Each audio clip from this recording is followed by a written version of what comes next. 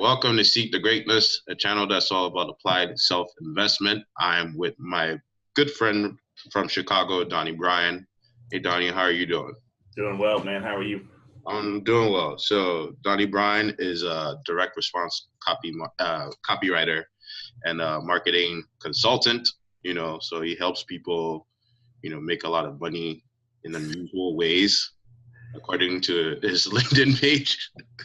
But yeah, I mean, it's thank you for coming here. And with Seek the Greatness, we're always talking about self-investment, what we do to invest in ourselves. So we get to hear that from a copywriter's perspective, because that's also something that I'm trying to get into. And for part of my self-investment is learning a new skill. That's why I picked up copywriting.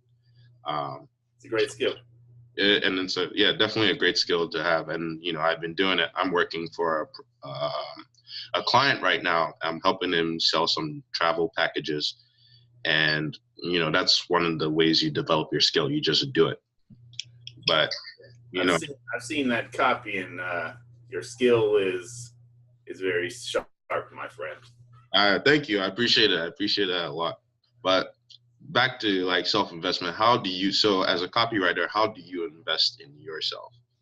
What have you been doing for your self-investment? There's a lot of things. The one that I would highlight as most important, though, is I'm very protective of my time. So I don't know how you want to categorize that, but in terms of investing in myself, I keep other people from messing with me. Okay. And maybe that's like kind of the root of everything else. But for me, it's a major point of focus. Mm-hmm. In order for me to build the skills that I have needed to build, I needed dedicated, focused time, uninterrupted time to work on my skills, to do money-making work or money prep work, mm-hmm. right? To get myself in a state where I can do those things. And so I invest time and energy in protecting my time. That's, I guess, the overview of that. Okay. So what is the structure or the skill to that, to make sure that no one is, impeding on your time, and how do you structure that day? What does your time management look like, and what is the day-to-day for you? You've heard my voicemail message, right? Yeah. If someone calls, I mean, if I call, it's just hey, contact me at this time at 6:30 or whatever. Yeah, I've heard the gist of it. But yeah, those are one of the ways, you just give a time where people can contact you because, you're busy. And I think that's something David Ogilvy did himself when I read about. Basically, if you, David Ogilvy was if you were sending out a cover letter, you could make it easy for the interviewer to give them a time to contact you so they don't have to figure it out. And that's one thing I've been doing in my cover letters. Yeah. I mean, if you've ever noticed that, if you say, hey man, what time works for you? What time works for you? And nobody knows. Mm-hmm. So you save a lot of time and hassle, make it easy for the other person by saying, hey man, let's talk at 5 o'clock. I'm not very good at that. But my voicemail, I've called the rudest voicemail in America. That might be an exaggeration. But it says, and I'll tell you why, but it says, you reach Donnie Bryant.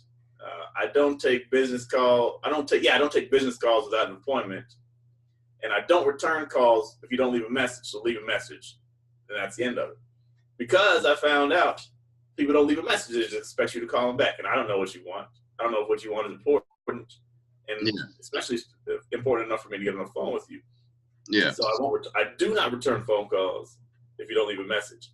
Unless, it's somebody who I already know what it's about, or it's a family member. But even my mother only gets through 67% of the time. This is true.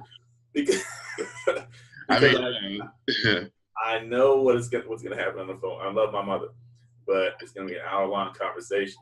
And if I don't have an hour to invest at that time, she goes to voicemail. I've trained her. I've tried to train everybody. But you don't just call me randomly. And even if you text me, I might take 6 hours to get back to a text message. It's how it works. Or I might do it instantly, but Yeah, because you're busy working on a project or something, like, it could be that. It could be that I'm eating lunch with my wife, which is blocked off time as well. So you're very, very like rigid with the time, like It's very, let very. me say this. In the beginning, it was not like that. I've been writing copy since 2007. Well, I started learning in 2007. I guess I would call myself a pro since about 2009. And in the first long time, it wasn't that way. I would be on Facebook, trying to mix it up with people, and take phone calls, respond to emails all day long. Not that I was getting tons of it, but just engaged in whatever would try to get my attention or whatever I thought my attention could be. And I found that at the end of every day, I'm like, what the freak did I get done? Yeah. What did I get done? At the end of the week, you say, what did I get done? That's depressing if you say I've gone a whole week and I'm where I started from because I was distracted all the time. And I don't remember who I first learned it from, but I remember refining the thinking around it from reading some of Dan Kennedy's stuff. If you read Dan Kennedy's, I think it's called No BS. I got it on the shelf over there. No BS Time Management or something like that. Okay. And I definitely need to check it out. Yes, you need to. But it's, he gives several strategies like don't go into meetings if you don't have to. If you do need to go into a meeting, arrange for your secretary to interrupt. 20 minutes in, you got an important phone call and drag you out. Dan Kennedy only takes phone calls like once a month.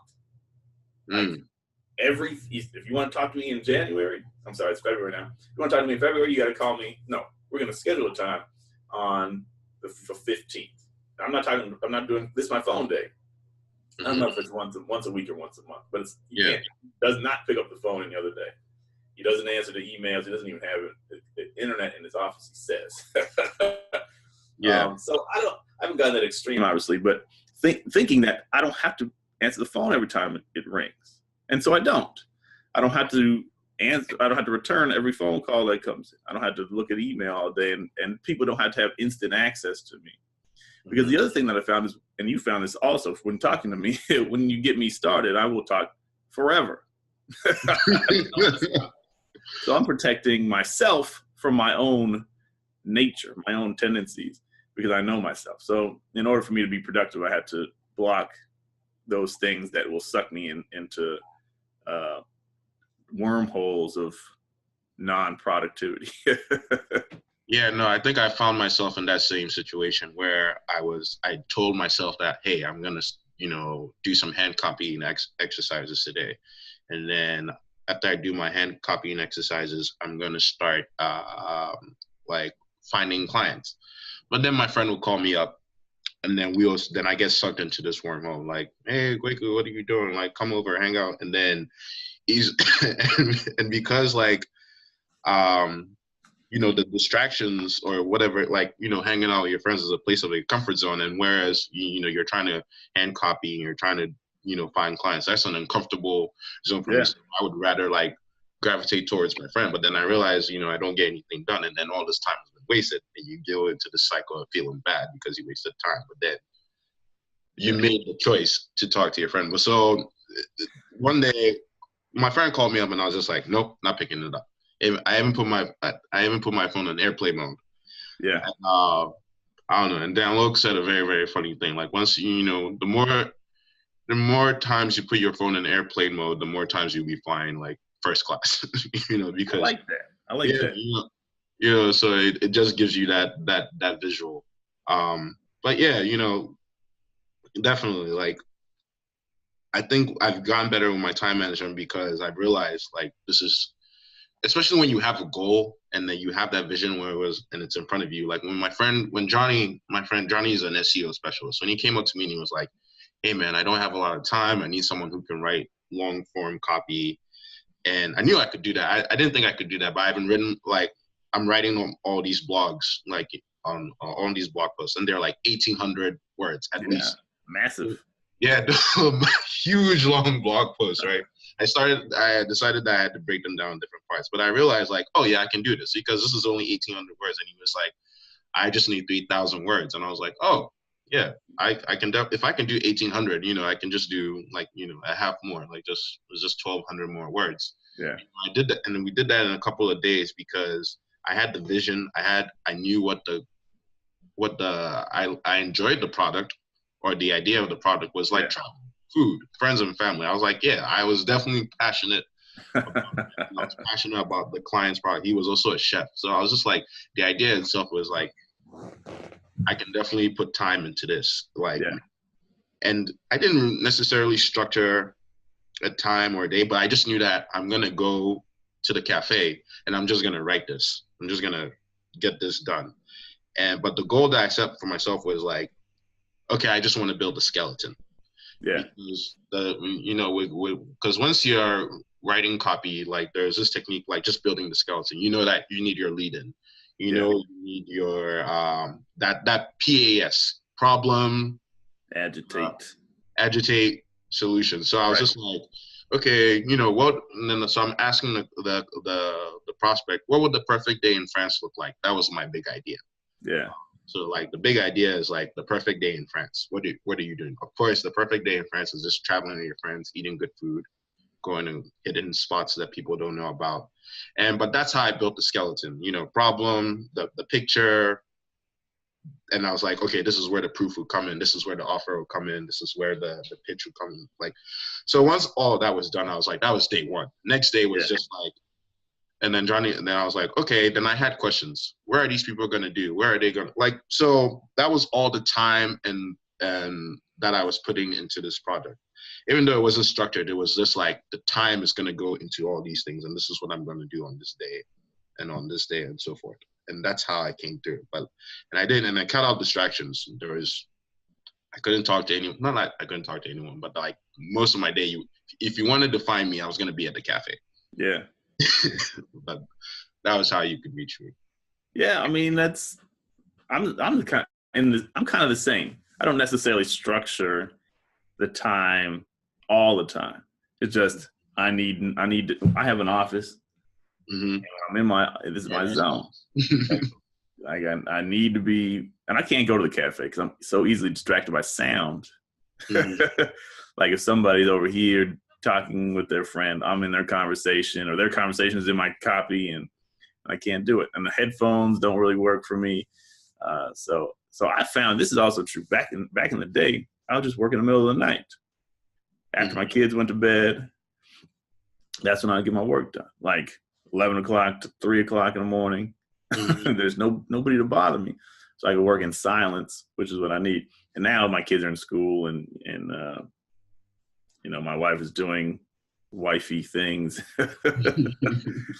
So taking care of all the business. So she enables me to focus, except when we have lunch. Cause I mean, that's what we do 3, 4, 5 days a week. We try to have lunch together and just sit down and eat, or go out and eat, whatever.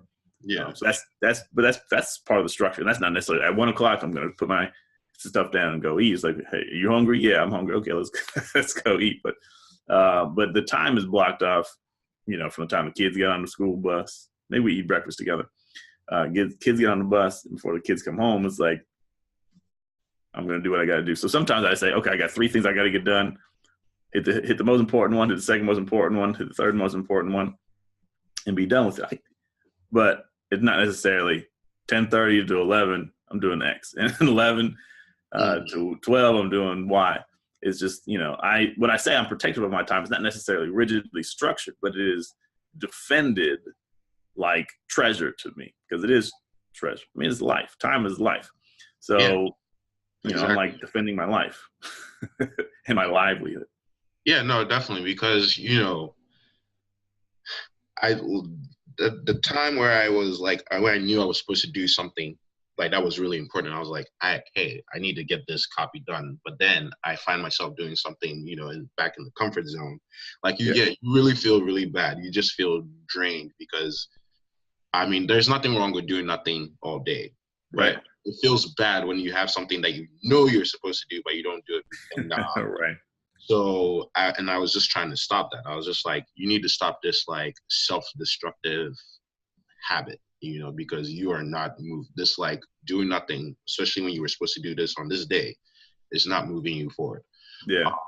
So once I totally like realized that, I think it took a bit of self-awareness. But once I really felt that pain and like even like the disappointment, it was even like I could write copy to myself, Yeah.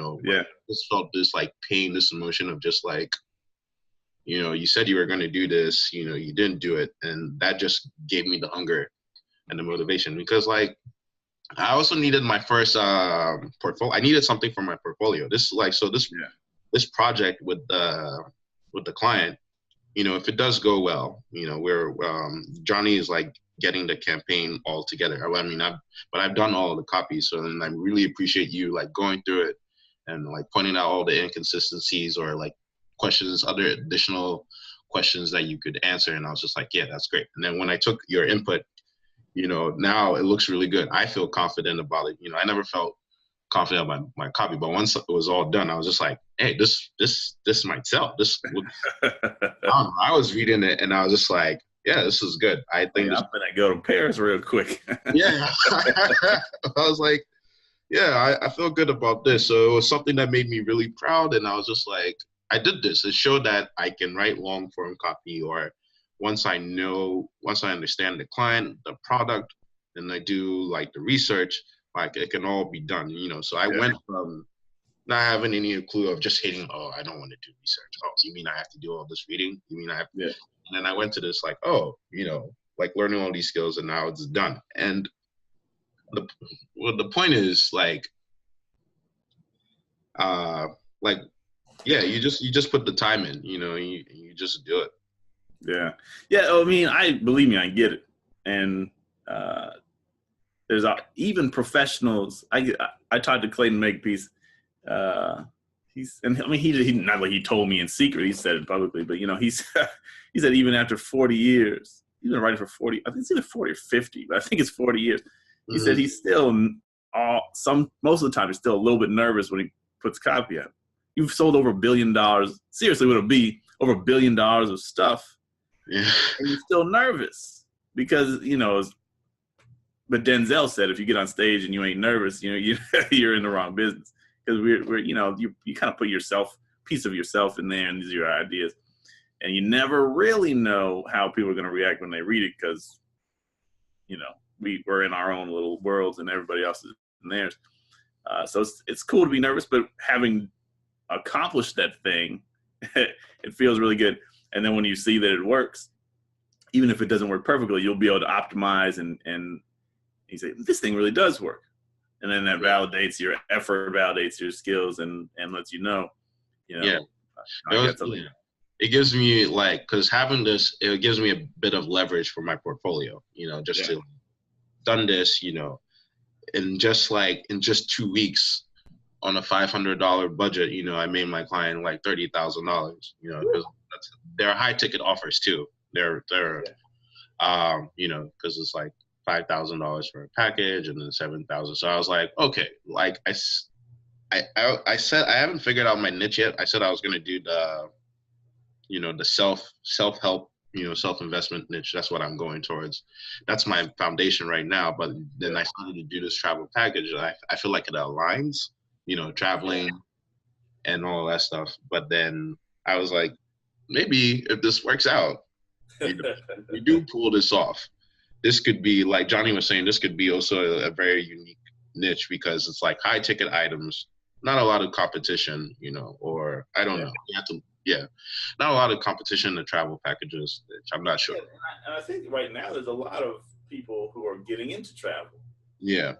So, there's probably plenty of opportunity to go in and help companies market better. Or if you're feeling particularly entrepreneurial, getting into your own kind of deals where you set up not a travel agency, but just like a program that helps people travel. Mm-hmm. I wouldn't have a clue how to do that, but maybe you could, as you're doing, like any niche you get into, you start to see how things work, what's what, who's who, and you see a spot. Maybe I could get right there and carve out a spot for myself outside of copywriting. I mean, you write your own copy, but to take it to another level and actually be the provider for that service. And as a self-investment thing, I mean, you expand your perspective, you meet new people. I mean, I think when you travel, you add something to your life. Yeah. You add something to your relationship. So, I mean, I can see that. Yeah, no. Or not, whatever you want to do. It's your thing, right? But it could happen. No, because I mean, yeah, because once if we do pull this off and it does well, or even if it doesn't do well, like you said, we can always optimize it. We can make sure like this works. But we didn't have a lot of time. Like we have to set this up by February 3rd. We only have 2 days to get the campaign doing. But like, yeah, this was really on crunch time on a very, very small budget.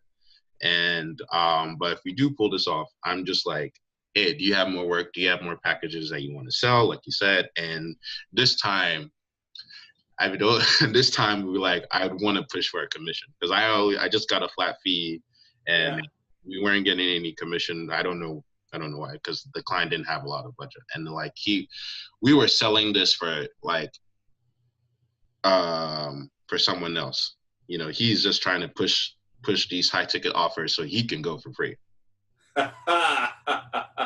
You know, he's selling this for someone else. So he delegated the work to us, and then, you know, so there's no commission. But next time, I don't know.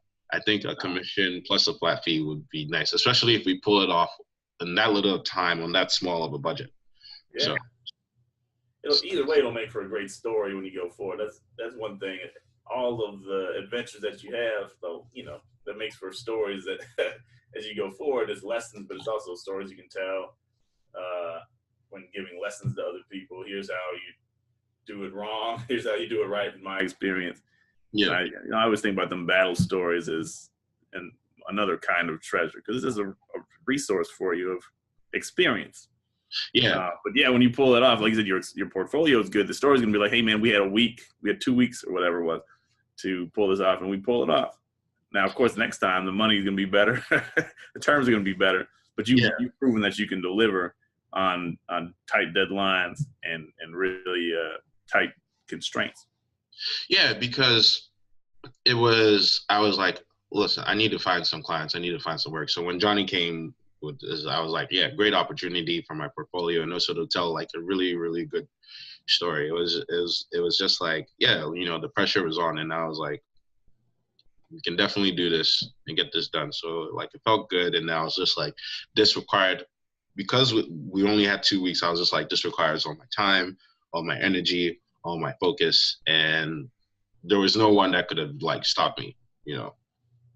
So, yeah, no, it's definitely important to me to get that done. And I feel good about it. And then it was also exciting to work with a friend. Like I realized, like, when you're also writing a copy, if you're like working with a friend who's also into the same thing that you are, it was like we had our own skills. We had our, it really felt like two warriors trying to slay this like huge monster. And like he knew all the SEO and the landing, and we were just like, yeah, if we do this and we do that, and like, yeah, we can test. And I was like, we don't have time for testing, you know. So, we could only test one thing, but that even felt even more great. So like, if you're also a copywriter and you're working with people that are into the same thing, like if you have a team, so I think it makes the project more fun if you're working with a team. Because all I had to do was just write the copy, and he was just gonna figure out the SEO and the targeting.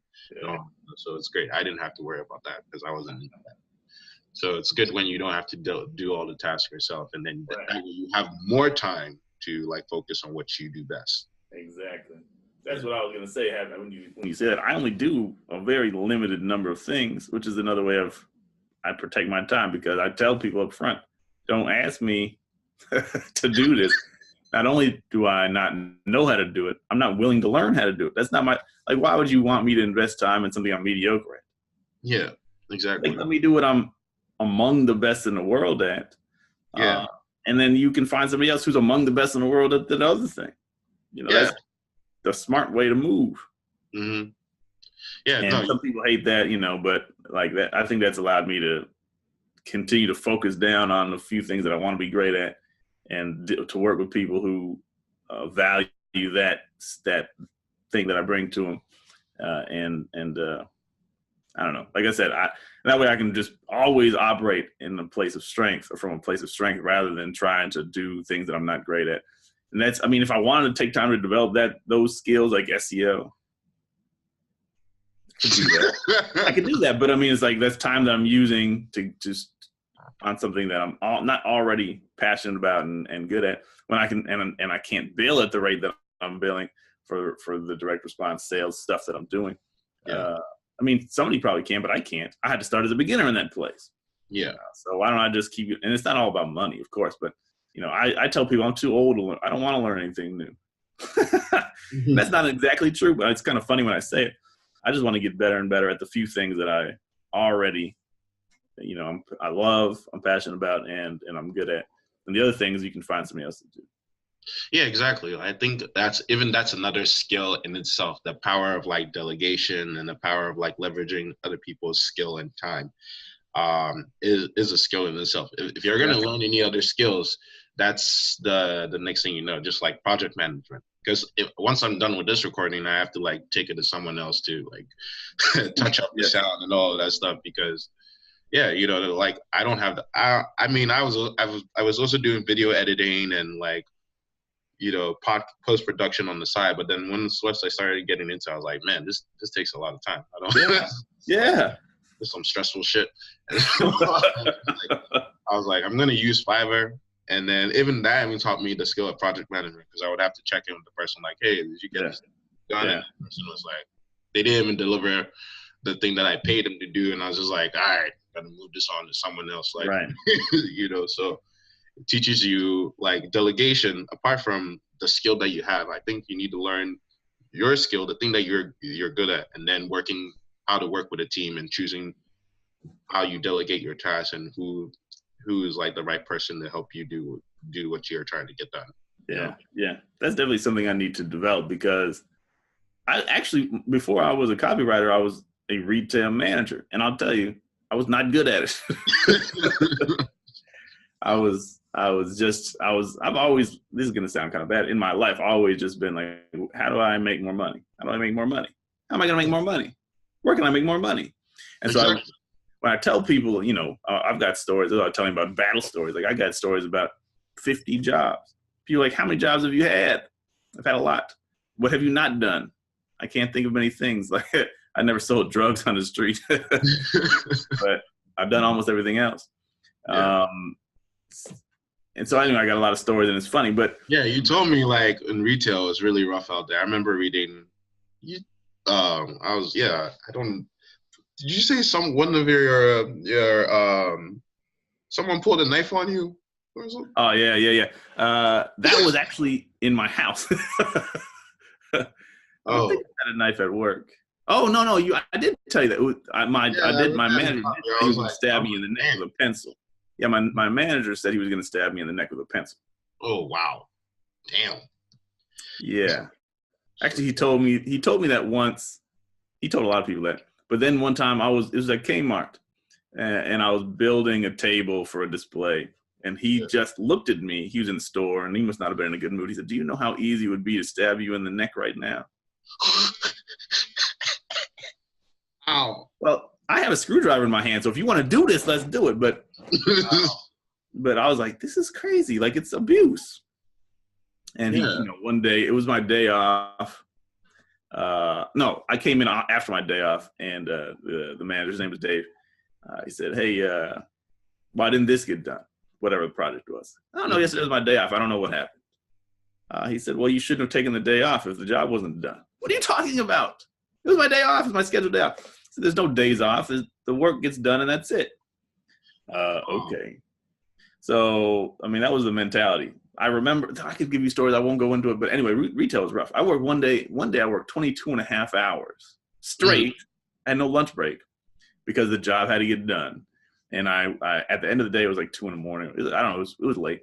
I went home and had to be back at work at 8 o'clock in the morning. So I got 5 hours sleep and had to come right back. And anyway, I say that to say I probably could have worked less hours if I was better at managing people. Yeah. Because the people would underperform and I would let them, or I'd just go behind them and fix it for them instead of coaching them into doing it right or punishing them or whatever for doing it wrong or putting the right person on the job. There was politics I never figured out. So anyway, I know I need to get a little bit better at that. And in many cases, like when I'm working with clients, it's just like, hey, I'm going to send you a Google Doc and you figure it out. Like I don't manage all. I say people management or the project management is on your team, on your plate. But then when it comes to doing stuff for myself, I was just talking with another guy yesterday, and I did the same thing to him. We were having ideas. I was like, all right, go ahead and handle it. Like I don't know how to do that, and now he has to figure out what to do, what to delegate. So I've neglected that part of my own personal development. Yeah, but I think that's also that's also a strength in itself because you're not micromanaging, and then you also people are adults. They have to figure out things for themselves and learn. And if there's a problem, I think that's when you can address it. Like, hey, work's not getting done here. What can we do? What do we need to help you? What's going on in your life? I find that if managers at least try and talk to their employees or who they're managing, why did you do this? What's going on? But that's the thing. Managers don't want to get too involved with other people's lives. They have their own things going on. But I feel like if you ask, why did you do this? Is this something maybe you're going through a breakup? Are you depressed? You need to go see a therapist. What do we need to get you to be on your? And if we can't do it, then you gotta go. You gotta go. Yeah. Yeah. I mean, yeah. It could be rough. But for the most part, you just don't want to manage people all the time. We're all adults, so yeah, I like that laissez-faire. You figure it out. But if there's a problem, we'll try and help you. Yeah, that's the part I miss. Maybe I'm missing because I hand it off, and then if they don't do it right, I just go back behind them and do it myself. Which is dumb because now we wasted. I mean, he did it or she did it, and then I had to do it also. We wasted somebody's time. Got wasted. Yeah. Whatever. So that was lame. But let me say this. There's a story that came to mind. It's maybe jumping back a little bit when you were talking about SEO, and I don't know how to do SEO. I remember having, I got Dan Kennedy's organization, which he doesn't run anymore, GKIC. He hasn't run in a long time, I guess. But they recruited me to be an in-house copywriter there a few years ago. Maybe it was 2014 or something like that. And so I went in there. And the president, she said, how would you solve our SEO problem? Let me stop you right there. That's not what I do. This is a job that I want. Not that I necessarily wanted to work in-house, but I wanted to write for these guys. I can't do that. You're talking to the wrong guy. So that's what you want. The interview's over. I can't do it. I know basics. That's it. And so I told, even though she was trying to offer me money, a project with a company I wanted to work with, I don't do that. And if that's what you need, you got the wrong man for the job. So we kept talking, and at the end they ended up offering me the position, and it wasn't enough, so I turned it down anyway. But what was the response to that when they said yeah, I can't do SEO or I said, that's not. I'm the wrong guy for the job. And she just kind of was like, okay, and move forward. But you know how if you want the job, you'd be like, I would do this, I would do that. I don't know, but I'll learn. No, I'm not going to learn either. Yeah. I don't. There's not a job on the planet that I want bad enough to learn SEO. It's a brash type of honesty. No, because every other person would have been like, I would have done the same thing. I would have tried to fuck out my ass on that. Yeah, there was another client I had 3 years ago. Yeah, so it would be 2016. The same thing. The dude said, and it's crazy because I wrote an article in Copywriters Roundtable newsletter, and somebody read it and reached out and said, hey, we wonder if you write copy for us. Come in and talk to our marketing manager. Okay. And what he said to me, he said something like, why do you want to write for us? I said, you called me. I'm here just to see what you're talking about. So I don't care. I'm past that point of trying to impress people or tell them what they want to hear. Yeah. Hey, you tell me what you got to say, and we'll see if there's a fit. And it kind of is like, okay, fair enough. But it's the same thing. I'm not going to learn SEO for a gig that I want. And I'm fine telling you that. I'm only going to do what I'm good at. And it should make sense to you also that I'm not going to waste your time doing stuff I'm not good at. You need it done, hire somebody else to do it, which maybe they don't want to hear, but I mean, that's just real. So yeah, clients do always want to like bunch everyone. They try and create their perfect dream, like someone who can do it all, and we can only pay, and we will pay you this much for all this value that you provide. Yeah. So I'm Kobe Bryant out here. You know, Kobe Bryant. What's Kobe Bryant's job? He said, I give him numbers. I put points. I give this dude 55. I gave that dude 81. I didn't come here. I don't know. I don't need to know how to pass. That's not my job. Your job is to learn how to pass. My job is to put the ball in the hole. So, my job is to write copy that sells, and everything else is a distraction for me. And if I'm distracted, I'm not producing for the client at the rates that they deserve. Mm-hmm. So, I mean, I just try to, like I said, try to stay focused on those things. Now I had this, and in all these jobs, life insurance client years ago, he used to want to have me, what the heck was I doing? He's like, oh, we need to have our Twitter thing figured out. And I actually caved in. This is before I learned my lesson. Okay, I'll help you figure out the Twitter plan for the month. It was so dumb. Mm-hmm. Like, what's the value in this? Yeah. Anyway. No, like, clients need to understand like what you're here to do and like how you can provide value. But like, yeah, it all comes back to like, don't waste my time. Let us effectively use our time the best way that we can. And like, I even have like a pretty busy day today. I mean, well, today, doing the podcast, and I have a call with Trasiana for the VLN. Yeah. We're still figuring that. No, we're not figuring that out. We're getting closer to what we need from me, yes. and all stuff and the deadlines. So we've made progress on that front. And then after that, it's coming back to now that the copy is done for the travel package, we're putting the premium together because we wanted to make sure that like, apart from the copy, we also wanted to follow this. I think Johnny was talking about this other copywriter. I think his whole thing, like lead magnets, he was always trying to make sure that the way that he would close clients was providing some premium copy, something free. If you don't buy from us, at least here's his value, because that leads to reciprocity. Reciprocity, yeah. Yes, big one. One good turn deserves another. There it is. Yeah, reciprocity. So, and because when clients are like, oh, he went through all this time to put this PDF or this so that I could use it, and like they feel more inclined to at least, I don't know, so at least subscribe to your email list or buy the product from you. But either way, it's like definitely a good psychological tactic to like implement. Yeah. The other thing is, if you're doing something that helps them to envision themselves doing the thing that you're selling, mm-hmm. you're actually selling, because they say, oh man, I really would like to get that hidden bike path in Lyon. That sounds really cool. Mm-hmm. I can see myself sipping espresso next to the Eiffel Tower. Mm-hmm. They say, oh yeah, and in this freebie, I mean, I'm going to tell you a couple of things that the average tourist doesn't know about. You're going to get the authentic experience. So anyway, then now they're kind of experiencing it. So there's reciprocity, but there's also further education that helps them see themselves enjoying the thing that you want them to get anyway. And then they see you as an expert that can help them get it. So, there's a lot of multiple layers of psychological benefit and emotional, benefit for them that comes with that. So, I mean, you're building the premium. That's pretty awesome. Yeah, no, I'm definitely excited for it. That's what's up. Busy day is correct. Yeah. What about you? What do you have going on today?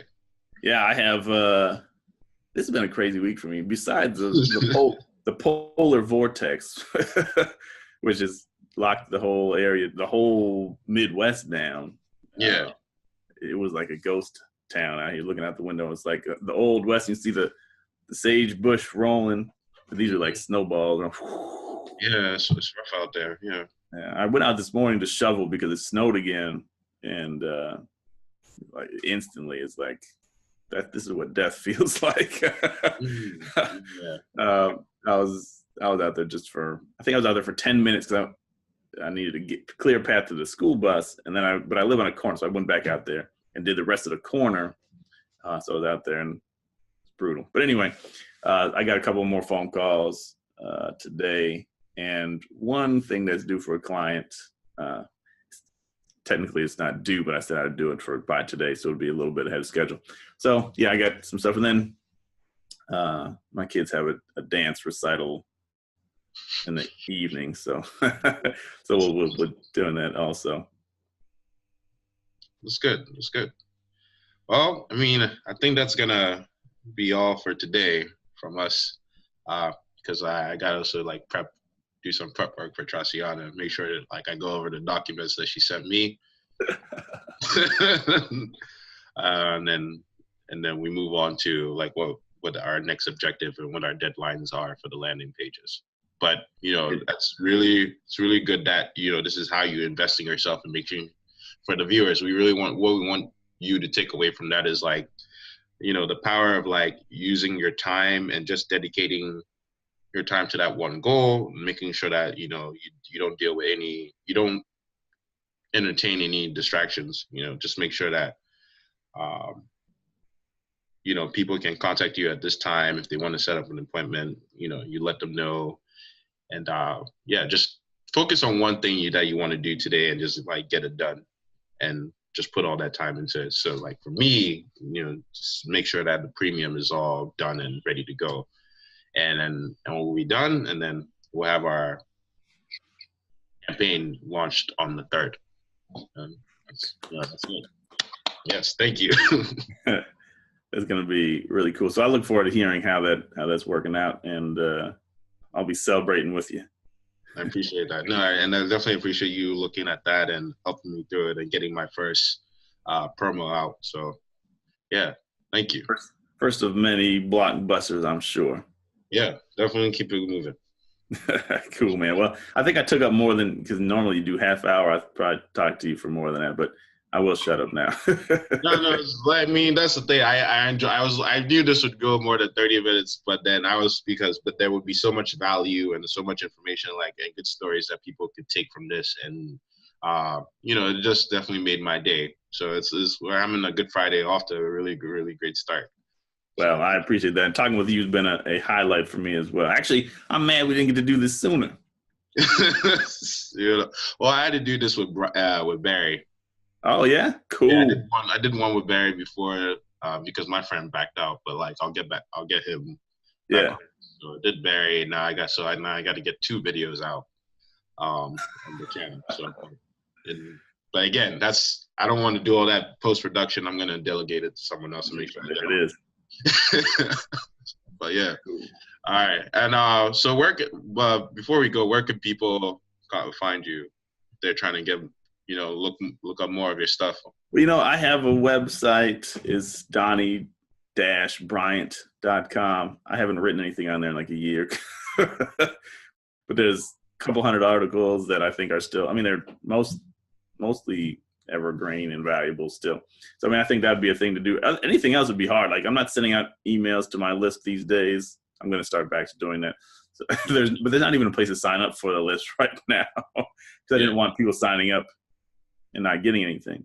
So I need to get back on that. Anyway, that's the place to find me. You're not going to and then reliably any place else. I'll put your LinkedIn in there as well. I'll make sure. The LinkedIn profile is old as heck too, bro.